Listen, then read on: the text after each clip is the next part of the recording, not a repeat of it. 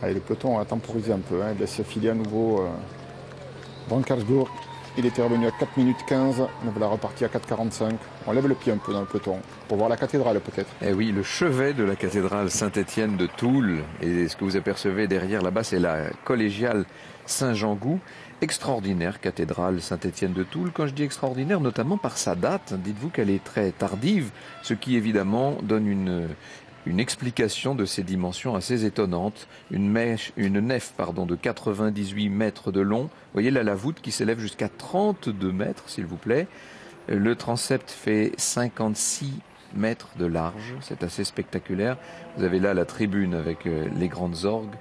C'est une très belle architecture que cette cathédrale. Vous en voyez la dentelle des deux tours qui se dessine ici, avec aussi des chapelles rayonnantes. Et là, vous avez notamment une chapelle de pur style Renaissance qui vient littéralement se fondre dans l'architecture flamboyante du tournant du XVIe siècle.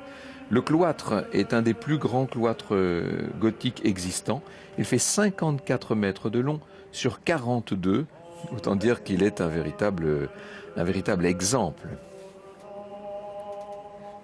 C'est très beau, hein, ce que nous voyons là. Vous voyez la taille des verrières, ce qu'on arrivait à faire dans la toute fin d'un art gothique qui déjà est en train d'empiéter sur la Renaissance, bien sûr.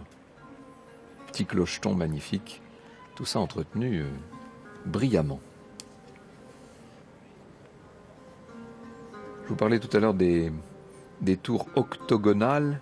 Vous voyez, là, nous avons vraiment des tours octogonales. C'était à propos de l'église Saint-Martin de Pont-à-Mousson.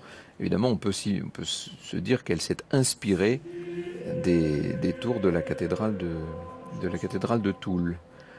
Toul, donc, un des 3 évêchés. Alors, ce que vous voyez là, c'est ce qu'on appelle la façade occidentale, puisque toutes les églises, toutes les cathédrales étant orientées vers l'est, par définition, la grande façade, celle où se trouvent les portails, la grande rose, etc., sont toujours à l'ouest, bien sûr. Vous avez vu là le cloître, comme il est beau, avec ces grandes baies géminées couvertes de baies polylobées. C'est absolument magnifique. Toutes ces petites flammes de pierre